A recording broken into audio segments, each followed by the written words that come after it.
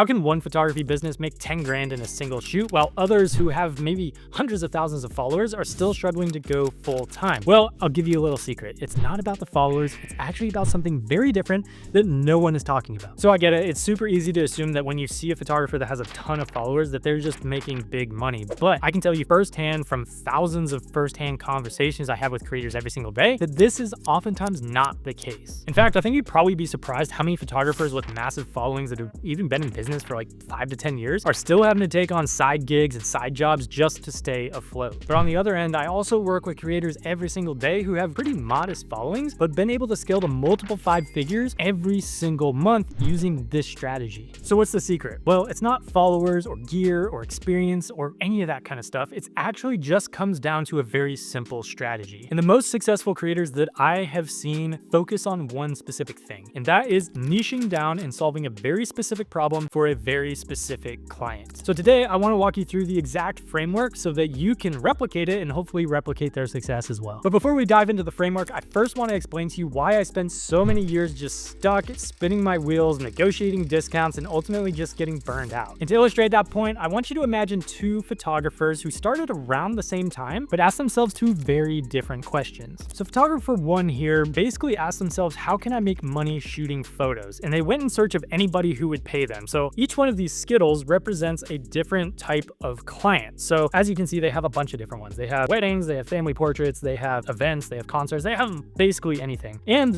they ended up shooting a lot of different things and they had a diverse portfolio, right? And maybe even along the way, they built a decent following, but they still haven't been able to go full time. But then we have photographer number 2 here, who again started at the same time, but asked himself a very different question. He actually asked himself, what client can I help and serve the most and get the best results for? And maybe he had experience working with food photography before, so he decided, you know what, I can actually get the best results for high-end restaurants by shooting high-end luxury lifestyle photography for them. And as you can see, he doesn't have a ton of clients and maybe didn't even grow a huge following, but the people who do follow him and the clients that he does have are super big fans of his work. They view him as an expert, and as a result, they're actually willing to pay him a whole lot more than photographer number 1. So the question is, what's the difference between photographer 1 who's still struggling to go full time and photographer 2 who doesn't have that many clients but is more than full time? And the answer to that is photographer number 2 positioned themselves as a growth creator. So let me explain. But just to take this analogy a little bit further, let's imagine again that each one of these different skittles here represents a different type of client. Now, as you can see, photographer 1 has a very diverse portfolio, has a lot of clients, potentially a lot of followers, right? But they're all just kind of different. So let's just say that they want to shoot for high-end restaurants, these green guys here. Well, say the green client, the ideal client, comes to their website or their portfolio or whatever, and they see all this other content. They might see, you know, there's a few other restaurants, but for the most part, it's just kind of random. It's not really relevant. So you know what they say? They say, you know what, I don't think this person is an expert, so I won't pay them expert fees. Or maybe I'll just go find someone who is an expert. So this photographer ends up only being able to charge, say, $400. Even though they have a bunch of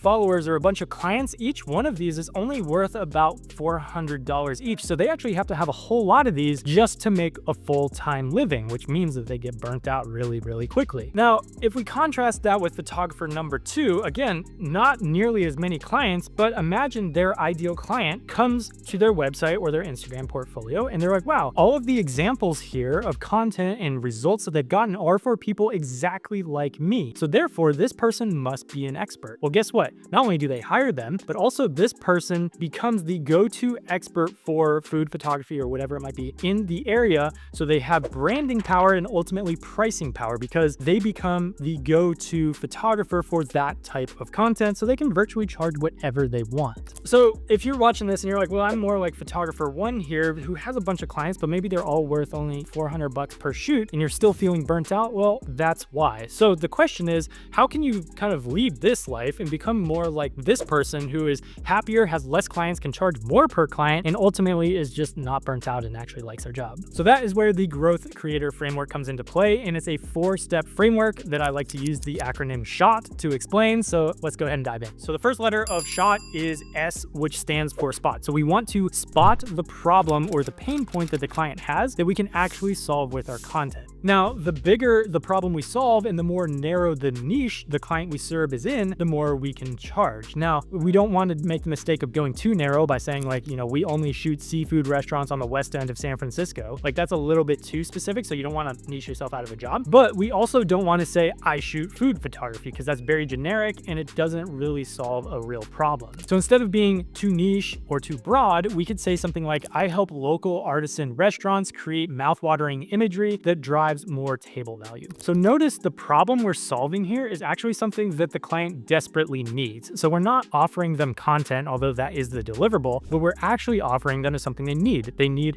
higher table value. They need more reservations. They need a better conversion rate. All of those things are things the client desperately needs. Great. So now that we've established the problem, the next thing we need to do is show that we can actually help the client, which brings us to the second stage of this framework, which is help. So what a lot of content creators kind of mistake is that they pitch clients and they basically just want to get paid immediately, but they don't show any kind of expertise. And one of the best ways to show expertise is to actually help without expecting anything in return. So there's a few ways we can show how content will help a client achieve their end goal. But one of my favorite ways is a strategy breakdown video. So essentially what that is say we have these restaurants, right? So we'll basically say, hey, restaurant, do you want to have the core result that we've gotten for these guys? Here's some examples that we've done in the past. This is exactly what we did. And by the way, if you implement a similar strategy, you could probably get similar results as these guys. And obviously, if this person fits this customer profile, likely they will believe that that is the case. So the key here is that we want to break down why our content strategy actually worked for the previous client so that it helps the client leave that conversation being like, wow, I could actually implement that and I'd probably see results. Now, another way you can do this is with a discovery call. So this is when you basically get on a call with the client, you establish where they're at now, where they're trying to get to, what they've tried in the past, and try to figure out why they haven't been able to succeed or reach the goal they're trying to reach. And then you basically say how content will help them achieve that goal. Same kind of concept, it's a little bit longer form and you can build more trust that way. But either way, the goal is that the client should leave those interactions, either watching the video or getting on a call with you, knowing exactly what they should be doing in order to achieve the results they want to achieve. But I hear you saying right now, well, Nash, why would I give them all the secrets? Couldn't they just go do this themselves? And that's the key. You want to make them feel like they got enough value that they could do it themselves, but the key is that they won't. And the reason they won't is because it takes a lot of expertise, time, effort, talent, and all that kind of stuff to actually make it work, which is where you come in. And by the way, the whole reason this works is because of a psychological concept called reciprocity. So imagine if I gave you a present for your birthday. Would you be more or less likely to give me a present for my birthday, or even feel guilty if you didn't give me a present? Well, likely you probably would start to feel a little guilty. Now, I know that kind of sounds like manipulation, but if you do this with the right attitude and the right kind of nuance, it's not manipulative, it's actually just being nice. So in the same way, if you helped your client more and they actually saw the value, you show your expertise and they're much more likely to hire you either right there on the spot or once they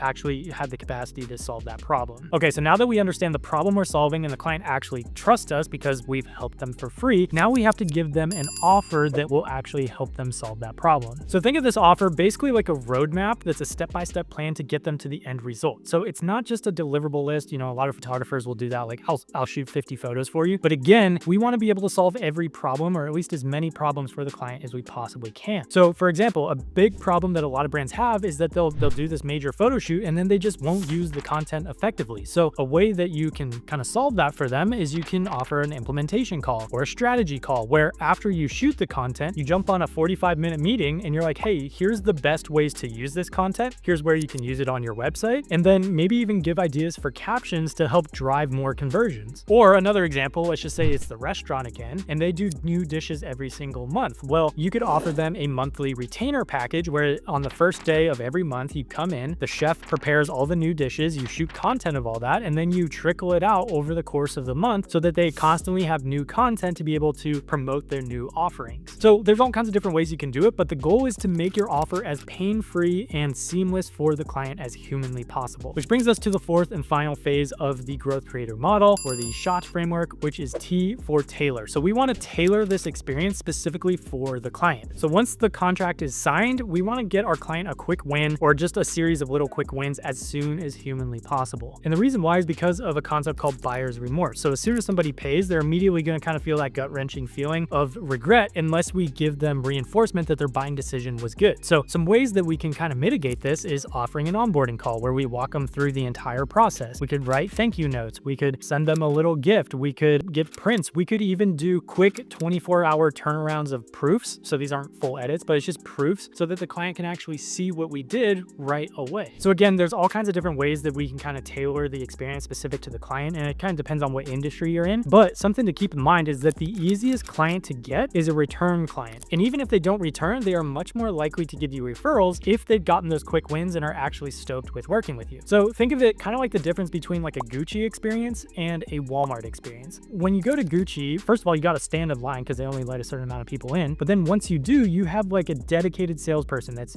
asking you about your taste, about your lifestyle, and kind of tailoring everything specific to you. They'll give you some champagne, they'll walk around, they'll talk with you. Maybe they'll even text you after you leave to make sure everything's good. So it's a very tailored experience versus if you go to Walmart, you have a question. First of all, you can't really even find anybody. And when you do, they're just like, well, it's on aisle 15. And you got to search around and try to find it. And then eventually maybe you do, or you leave. But that's the difference between a Gucci experience where they can charge a whole lot of money versus a Walmart experience where they can't. So all that to say, if you want to go full-time as a photographer in 2025, you need to focus not on getting as many clients as you can, but instead hyper-tailoring your service to a very specific client and solving a very specific problem for them. And by the way, if you're a photographer doing anywhere between $3,000 to $5,000 a month and you want to grow to at least $20,000 a month with your content business, then go ahead and check the first link in the description below and apply for a free game plan call with a member of my team. He'll walk you through our entire process of pitching, landing, building offers, closing, selling, the whole thing for high ticket content clients. So if you want one-to-one mentorship with myself, go ahead and click the link in the description to apply for that. But if you are somebody who's watching this video and you're like, I'm not even at 3,000 a month yet, I don't even know where to start, then you're going to want to watch this video where I break down the entire process of starting your photography business from scratch.